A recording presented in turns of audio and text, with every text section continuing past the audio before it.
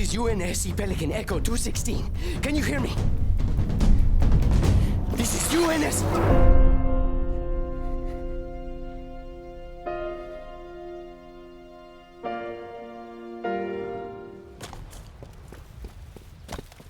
Where do you even begin with Halo? It's like the Star Wars of video games. In the sense that a lot of people have nostalgia for it, the sequel trilogy has been a bit controversial, and the latest installment appears to be trying to reboot or straight up delete from history everything set in the previous installment. I speak like I played Halo 5 Guardians. I didn't. But I did watch a bunch of Let's Plays and a compilation of all the cutscenes and major plot points. And frankly, I see why 343 have gone out of their way to basically bin the majority of what happened in that game and sought to reboot the series with Halo Infinite. It's a fresh start with a fresh setup and some fresh characters. Is it any good? Yeah, I guess? It's a good game with some wonderful moments, but it doesn't have the same impact that previous games have had on me. I think part of it might be because of the new setup, aka the open world. My opinion on the open world has gone up and down like a scary plane ride ever since I first heard about it. At first I was all like, hell no, you can't change the Halo formula, it's Halo. And then I was like, maybe open world would suit Halo as a natural evolution of the gameplay. And then I got scared that they would do the Ubisoft thing of filling the map with garbage busy work. But then I played it and it actually felt like Halo should have always been an open world. But then I played it for a few more hours and I realized that the open world sucked. In no particular order, here are the problems with the open world. Number 1, it feels like it wasn't built with vehicles in mind.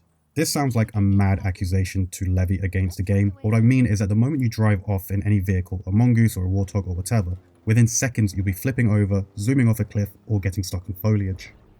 And in addition to that, the minimap doesn't show you any routes, it is just a blank canvas, so you're constantly having to go back to the map screen to make sure you didn't take a wrong turn for the 47th time this session. So driving around to get to places often feels nowhere near as fun as it should be, and more often than not feels more like a chore. Problem number 2, the scenery doesn't change. Everyone and their dog has already mentioned this, but I'm going to bring it up once more just for the sake of posterity. There is zero variety in the environments in Halo Infinite. Zilch. Nada. Nothing. There are no slightly snowy parts, or slightly sandy parts, or biomes that look ever so slightly different to other biomes.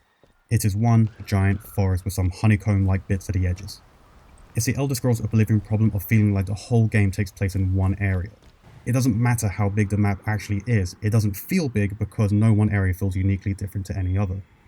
And problem number 3, the open world doesn't allow for any truly amazing set pieces. Because missions have to conform to the open world setting, or take place in really boring underground bases, there isn't a structure to allow for any big, memorable moments. No Scarab fights, no Warthog runs. There is a significant lack of unique gameplay scenarios because all you can really do is go to a location and shoot everything in sight. Aliens, vehicles, facilities, etc.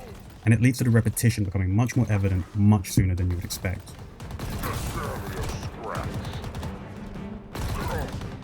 So the open world isn't great and it directly impacts the campaign as well. To help provide some structure, the majority of campaign missions require you to go to a specific location and then go into an interior or underground space. Now, naturally, it's all Forerunner architecture. And so as to not mince words, I hate Forerunner architecture. It has been so overdone at this point that nothing could make it interesting. It feels particularly uninspired this time around because I swear way more areas were copied and pasted than in previous games. I get it, not every single structure is going to be unique, but couldn't they have at least tweaked the lighting, or textures, or set dressing, or props? Anything! If 343 Industries are trying to invoke nostalgia, then they are certainly succeeding at reminding me of just how repetitive Halo 1 could get. Now, that massive whinge aside, the moment-to-moment gameplay itself still very much holds up, and just about manages to hold together the whole experience. The addition of permanent abilities I was a bit shifty on at first, but over time I grew to like and use all of them, except the boost. I was surprised at how much I actually did end up using them, except the boost, because I assumed the grapple hook would be the only thing I'd need. But especially for later levels, being able to rapidly swap between all of your available abilities becomes invaluable to survive, except the boost.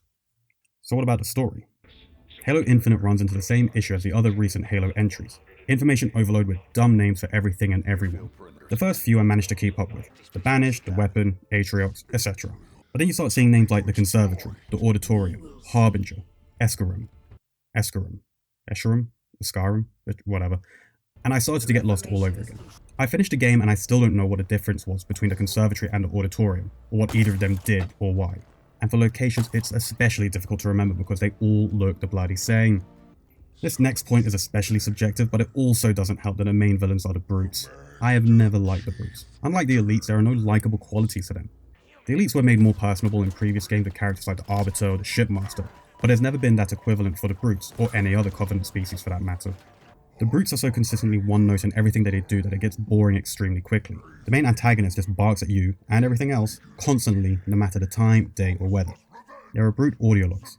I repeat, brute audio logs. Who the fuck wants to listen to that? It's like getting a phone call from an angry tar pit.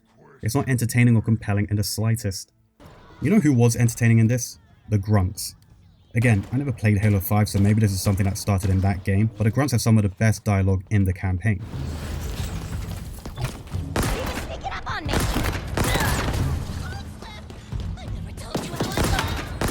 They threaten you, they make fun of you, they get scared, they get smug, and they even have their own radio station through the propaganda towers. Thinking about the other humans back on Earth? Well, I wouldn't worry. We're not far away now from activating this ring, and once we do, the worries, hopes, dreams, stupid shoes, and idiot haircuts of humans everywhere in the galaxy will come to a decisive and hilarious end. I would have legitimately preferred it if the grunts left audio logs instead of the brutes. Even the jackals get more unique dialogue this time around. You can really feel just how gross and creepy they are compared to the other Covenant species. It's a small thing, but these bits of dialogue really help add levity and variety to an otherwise monotonous enemy force. Stop dying! I am the...